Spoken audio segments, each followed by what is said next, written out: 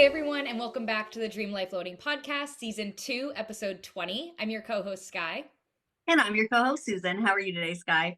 I am good. It's been kind of a crazy past week with all the hockey games and stuff. They just finished up regular season and they won both games, which is just best case scenario amazing. So they move on this week, and Nick has 3 games this week, which I feel like for some leagues probably seems normal, but for this league it's a lot. So like every other day they have a game. So it's obviously Nick's schedule, but like just means that like everything's extra crazy and routines are off and whatever. So just feeling like that heightened excitement going into this next round, which obviously like it's his career, it's exciting, like all the things. So I'm feeling good. I'm feeling optimistic for the week ahead and everything to come. So I'm feeling good. How are you?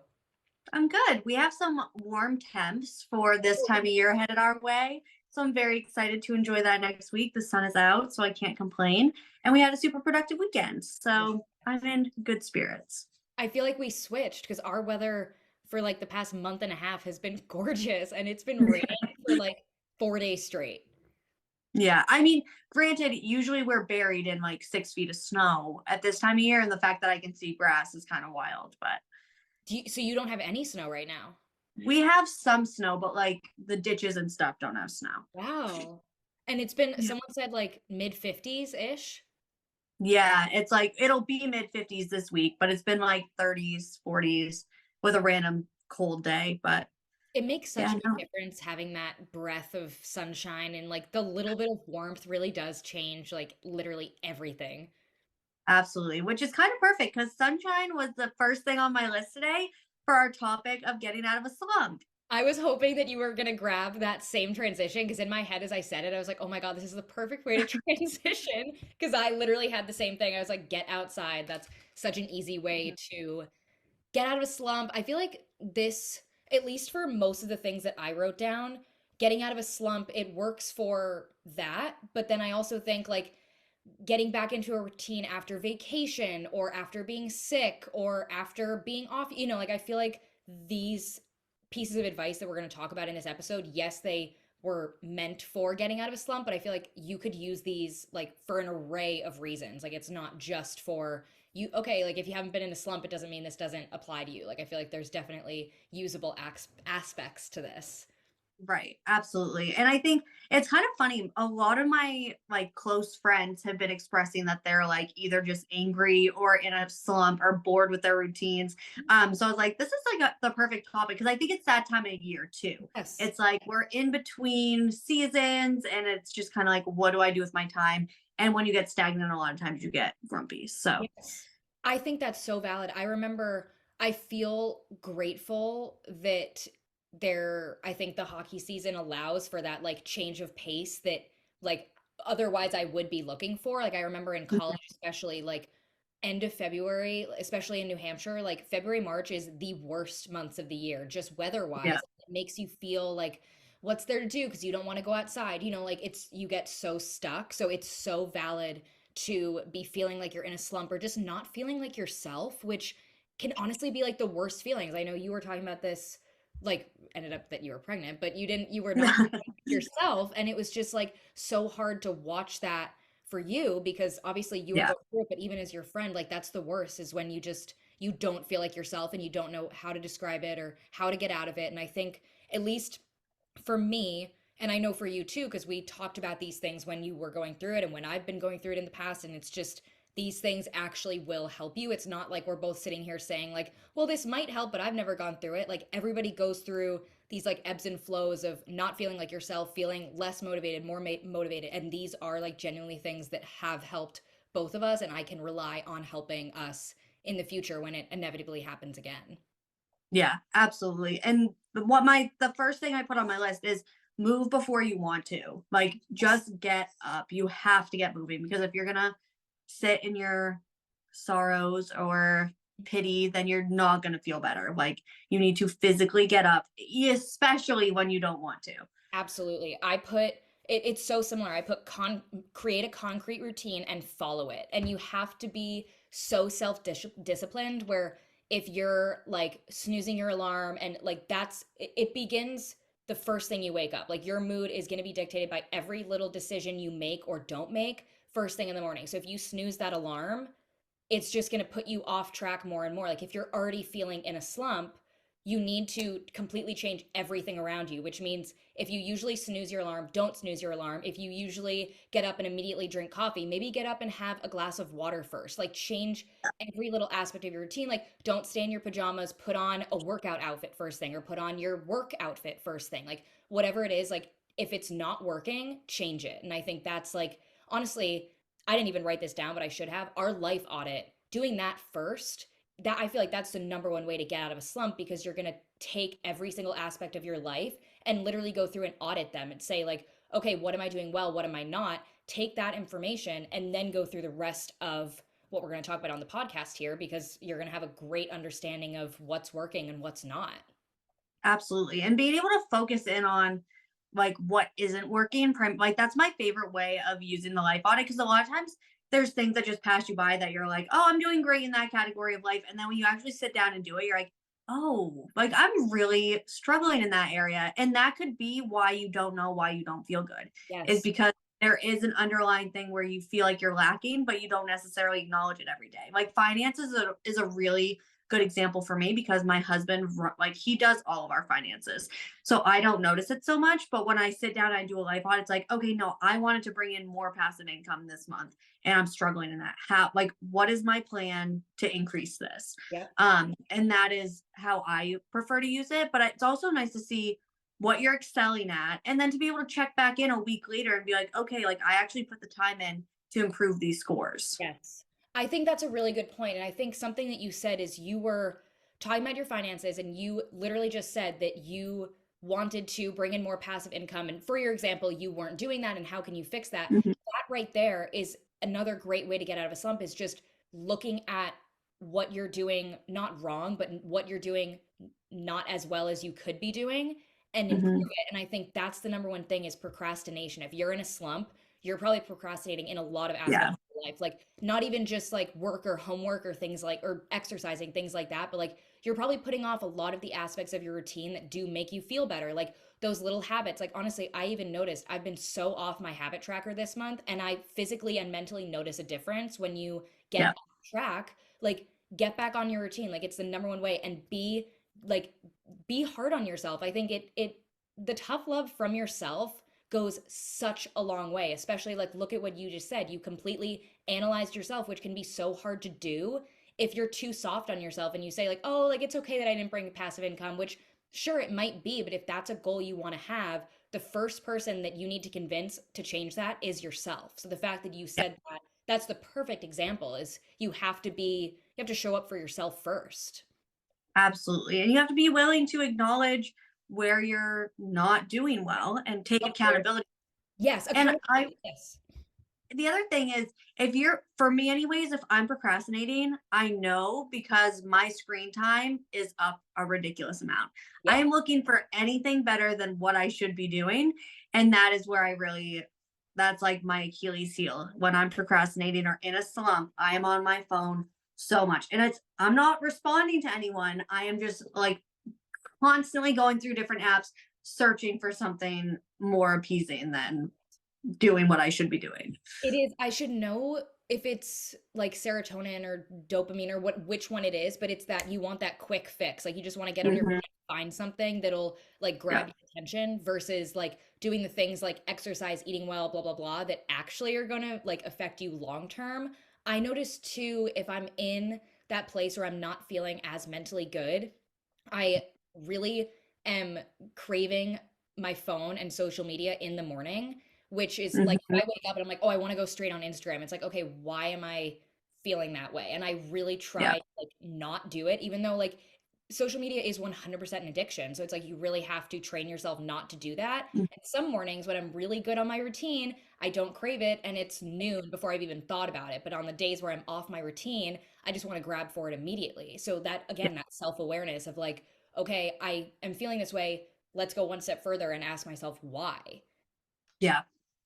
I think exercise is for me anyways, that is the number one thing that'll get me out. If Yes. it's even just going outside for a walk, like it will change your whole day around because you get those hormones and endorphins that you need, and you're going to physically feel better, then you're mentally going to want to tackle things. Exactly. I had written down get out of the house and I had said workout class. And I think that was my favorite way to like kickstart myself into like feeling good mentally, physically, all the things and feeling productive. I feel like when I'm in a slump, it's that I'm not feeling productive. And it's like all those little things you do all day that can make you feel productive, even though it doesn't seem like a lot, it all adds up to so much. But having a workout class, or if you don't like classes and you like going to the gym, again, back to that concrete routine. Say, like, okay, I'm going to be at the gym at 7 a.m. and maybe there's no Yep. one that's going to hold you accountable besides yourself, which obviously is harder, but you have to get yourself out, get yourself out of your space. And the second you make that first decision in the morning,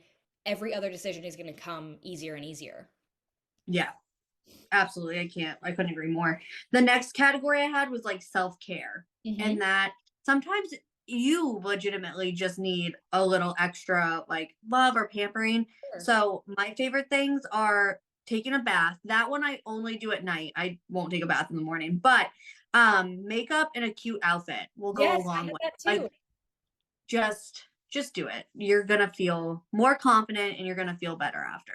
I agree. And I think I am so bad about this. If there's days where I don't have meetings or whatever, and I'm just doing like my computer work at home, like there have been multiple days where I'll stay in my pajamas until 3 or 4 p.m. Because like, I'm like, well, I don't have a reason to change. But you feel so much better when, like, literally just if you want to be in sweatpants and you work from home, I have no problem with that. Put on your fancy sweatpants, put on a nicer little cute t shirt, like, put your hair up, put like do something. It doesn't have to Mhm. be super extensive or super glamorous. Just do something that changes you out of the outfit you were in that you would consider to be like your comfy outfit to like, okay, I'm in work mode now. I think that was the number one piece of advice my dad gave me because he's worked from home for years and years and years is even though he literally just goes to his office, I have never seen him in sweatpants working. He's always in jeans, usually a collared shirt, always like something that he's like, I'm in work mode now. And it makes Yep. such a big difference because it's what you've been saying. Like, if you change physically, whether it's working out, how you look, what you're doing, mentally follows always.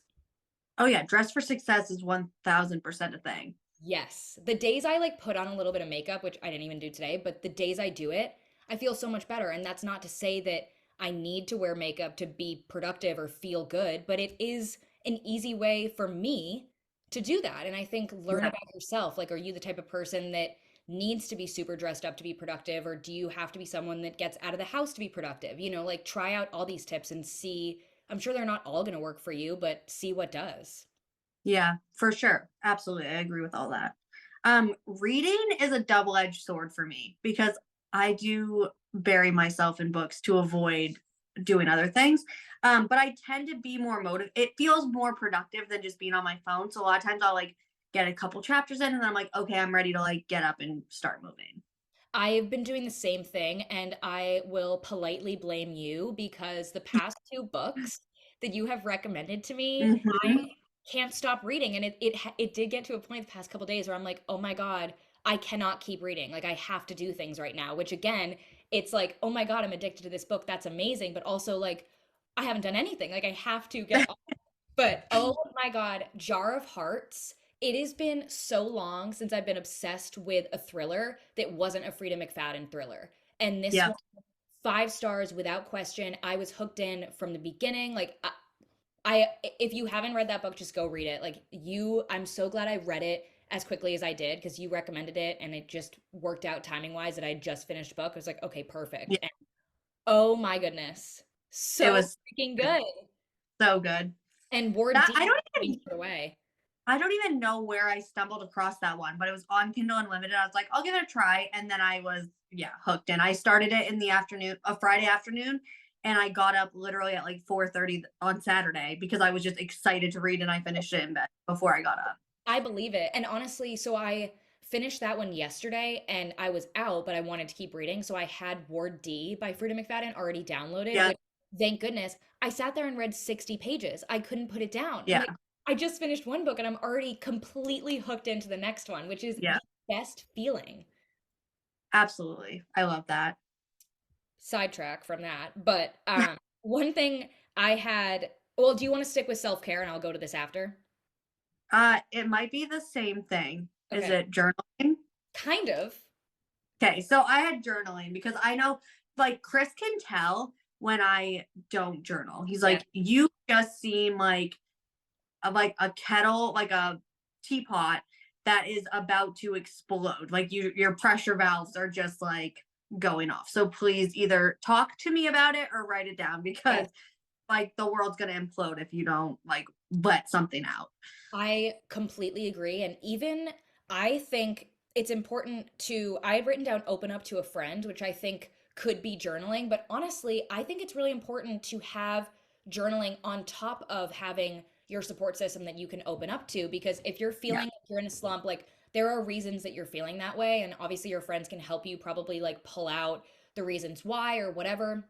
But I also think, like, even when you speak to your friends, there's gonna be those like really emotional, like personal things that you don't necessarily want to open up about. Like maybe eventually you would, Mhm. or everybody has like those super close people that maybe you want to open up to them with. But journaling is the literal one place where you can be completely yourself. You can be Yeah. completely honest without any judgment. Like you can say the meanest things you want. You can say the deepest, darkest things you want. Like you can say whatever you want, and there is no repercussions other than you probably feeling a lot lighter after. So I think even if you have those support systems, which everybody should, it's so important, but it is also really important to just give yourself that outlet to like let whatever intrusive thought comes into your head, let it on the paper. No one's going to judge you. No one ever has to see it or even know that you wrote it down. Let it out, and you're automatically like, it's like the weight just lifts when you just Yeah. let it out.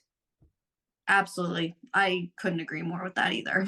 I had written make a to-do list, but I think even more Mhm. important than a to-do list is a to-did list, which it's Yes. been a little bit since we talked about our to-did list. But if you're feeling in a slump, I think having like I think sometimes I get in a slump, like we said, with procrastination, and then I don't know where to start. It's like I have so many things that I should be doing, and I think the habit tracker does help with that because I can see every day like all the little things I want to do. But for my bigger things like work or house chores or exercise, whatever it is, like those I want to put in a to-do list and I want to put them in order of this has to be done today, this should be done today, like all the way down.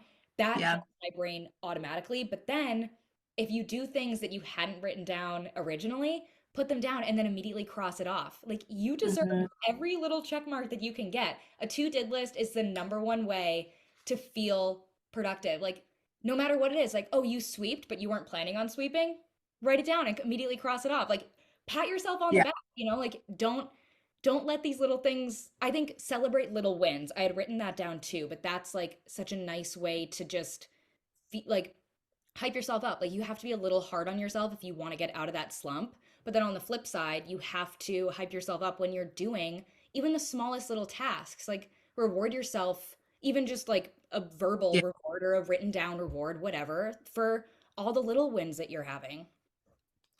Something that I did when I was in a slump a couple weeks ago was I went through and I organized my home screen on my phone Mm. and I narrowed it down to one page. And it is just, I have a photo widget, I think, and then my fitness widget. So I only really have four, I probably have 10 apps on my homepage, and I got rid of all of my social apps. So it's literally like productivity and then what I actually need. And that has been huge because I don't have like my social media isn't in front of my face. So when I'm like on my phone looking for something to like procrastinate with, I'm not finding it as easily. And it makes it much more intentional, my time and my like phone use, anyways. That's really smart. I did that, and I actually got too used to like scrolling all the way to the back and then knowing where they Mhm. were if they're not on your home screen. So I think even just the act of changing your screen so that it's Yeah. not the muscle memory of like, okay, Instagram's on page two, like let me go click, like just like untraining your brain to like have Yeah. those muscle memory habits. That's so smart because then it makes you think twice. So like you don't see it, you're like, oh, okay, let me go scroll and find it. But then you kind of have that split second to be like, do I actually care enough to go find this or can I do something else? Yeah. Absolutely. I Do had you have non-negotiables, which I think mm, this could be something that you journal. This could be something like that you put on a sticky note on your mirror in the morning or just things like that. But basically non-negotiables as in like no matter the time, the weather, the mood, I will dot dot dot. And this could be like I will put on a productive outfit. I will put makeup on. I will get outside in the morning. I will finish my to-do list before I go on social media. Like whatever your non-negotiables are, like make that contract with yourself. I feel like if you're having trouble staying on track or getting back on track, like make a contract like you would like we would as business partners. Like, okay, we are going to sit down and decide I'm responsible for this, you're responsible for this, sign off, done. Do it with yourself. Like literally sit down, do the life audit, write out a contract. Like it sounds silly, but these little things, you'll think about it before you decide to skip over it. You're like, no, I made that promise to myself. So I think Yeah. that makes a big difference for me is those like concrete things like, no, right, I can take 5 minutes and do this. I promised myself I would. Yep. I feel like we've talked about a lot of different things, but we haven't talked about our environment. And Yes. that for me, cleaning or decluttering is huge. We flipped our routine this weekend and we did what we usually do on Sundays on Saturday. And it felt like we got an extra 2 days of the weekend because we did like our grocery shopping and our meal prepping and our like deep clean of the house on Saturday. And then we had a whole day. Like we didn't even know what to do with ourselves yesterday because it was like, oh, usually we like kind of rush around and do all this stuff. And it just made such a huge difference. And we got so much more cleaned because then we had a whole nother day to like focus on decluttering because just the weekly cleaning was done. So cleaning is huge. And I rearrange. I don't do it as much now, but when I was living at home, I rearranged my room bi-monthly, I think. I think that's really smart, and I think it's the perfect. We've been talking like you were so spot on because we've been talking so much about changing your physical appearance or just like working on your physical appearance to change your mental appearance, however you want to say Yeah. it. But I think like there are the three different boxes. You have your like outside body, you have your inside mental state, but then you have your physical surroundings, Yeah. like your environment. And I think those three bubbles all need to be attended to and cared for in order to like go about as a productive human. So I think that's so smart. I had written down um buying fresh flowers, which I didn't even think about it as being like something to liven your environment in that case, but that's exactly what it is. So it's so interesting that like we even do these things or you realize like, oh, having fresh flowers makes me feel lighter or happier or whatever, and the sunshine makes me feel more productive. And it's like these are environmental things that can really like liven or darken your mood. Yeah, that's so funny because fresh flowers was my favorite of the week. And I realized that it's because whenever either Chris or myself buys flowers, we put them on our kitchen table. That's like when you first walk into the house. And I'm so much more apt to keep that area clean because I want the flowers to be like the focal point, especially where it is where you first walk through the door. And that space is our Achilles heel because we don't have like our house isn't set up where we have a closet or an entryway to put our Yeah, stuff. So yeah. all of Chris's coats, Chris's backpack, paperwork, like it just gets thrown there. But when there's flowers around, it's a lot cleaner and more organized. It's you want to be proud of the space that you're in, not Yeah. even for other people, but just for yourself. And I think that's the same as you want to be proud of your appearance for yourself. You want to have like a Yeah. good mental space for yourself. So I think doing those little things, and even let's say like if like flowers aren't cheap, like I like obviously you can get cheaper flowers, but if buying flowers isn't in your budget, which I completely understand, do little things like you've talked so much about all the little crafts you did, especially over like Halloween and Christmas time. Like there's so Yeah. many DIY things you can do, or even like you said, rearrange your space. You don't have to buy anything. Like you can take exactly what you have and just like put your bed a new way, or like if you have a partner, like switch what side of the bed you sleep on or what sink you use. Like you can do these Yeah. little things that just change up your routine or change up your headspace enough that you look at your space and your life in a new way. Yeah. We got a new like headboard, bed frame, and a new bed. But that was something that took like 4 months to finally put it all together because we had the mattress, but we needed the frame and we couldn't decide on a frame. Finally got it. We use our room so much more now just to hang out in.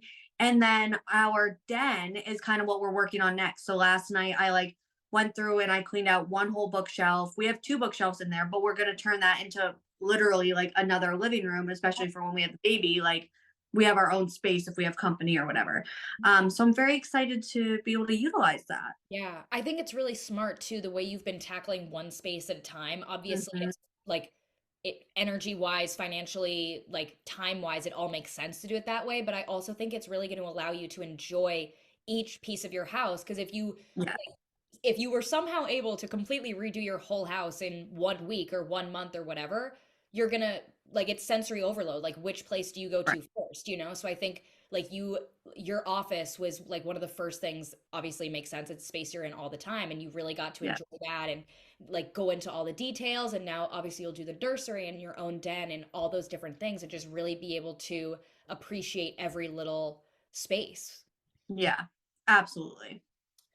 I had said pick out outfits the night before. We've talked a lot about outfits, but I think picking out your outfit the night before is just a way to not have an excuse of, I'll just stay in my pajamas because I don't want to go through picking out an outfit. Like, do it the night before, and then there's no reason to not just throw it on. You do this with your gym clothes.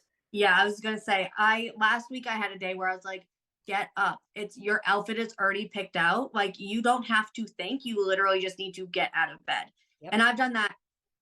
Honestly, I think I have picked my outfit out the night before my entire life. I can't remember a time where I didn't. And I don't know if it was my mom or my dad. My mom must have started that habit when my grandmother was sick. My mom was in Boston a lot, and so she wasn't home. So it was my dad and I and my two sisters.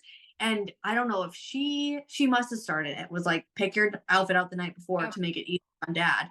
And that's how I started that. So I've been doing that since I was 6, It's such a good 5. idea, especially when, I mean, I say especially when you have somewhere to be early, but even if you don't, it makes such a big Mhm. difference because it's like that easy, like physical way to know, like, okay, my day is starting now. Like I'm in my day clothes, you know? And then at the end of your day, to wind down, change back into sweats or change into new sweats, whatever. Like just give yourself those physical changes throughout your day. And we all know there's nothing more frustrating than trying to pick out an outfit and nothing's working. And then you have a pile of clothes on the floor that now you have to clean up. Like it's just a mess. You're much better off to pick it out the night before, like, and then just trust yourself from the day before Yes. that, like, it's going to look good. That's my favorite trick with traveling, especially when we've been doing these like really little trips, like 1 or 2 nights, Yeah. picking out your outfits fully. And then I'll even just take like, I had what I have, like I had for Como, like a sweater, tights, a skirt, leg warmers, socks, like the whole thing. And I rolled it all up.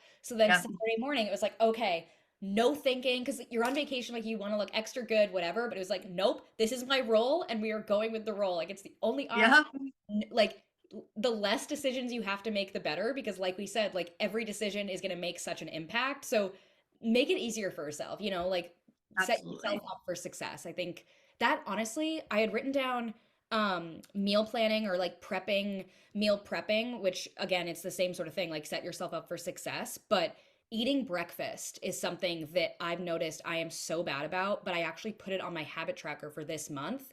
And it's made a really big difference. I notice mentally the changes in Yeah. myself on the days I do eat breakfast and the days I don't.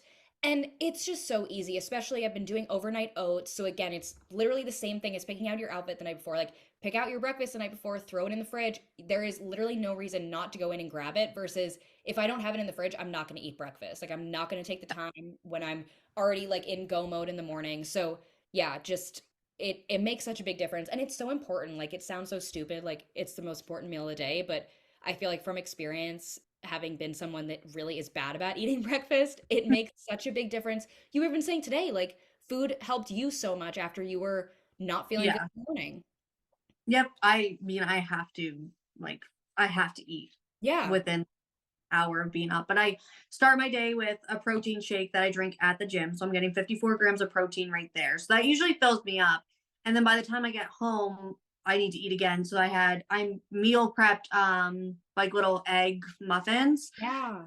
over the weekend. So I had those and then Chris left for work and I was still hungry. And so I had tacos. And I was like, Huh. this is where we're at. Yep. Like No, but it's important. And I think when I'm feeling in a slump, it's often because I've been eating takeout or eating out or just like grabbing for chips and whatever and not like properly nourishing. And it sounds, I don't think I realized how much of a difference eating well can make on your like, obviously physically, I understand that that makes a difference, but mentally it makes such a big difference when you eat well and take the time to like actually like nourish your body and like do that good thing for your body and like you feel so much better in the moment. You don't have like if you I mean obviously like I love junk food as much as the next person, but if you do it all the time you're just going to feel so like physically mentally weighed down, so you have to like start from the inside, you know, like if you want to change how you're feeling it starts from within.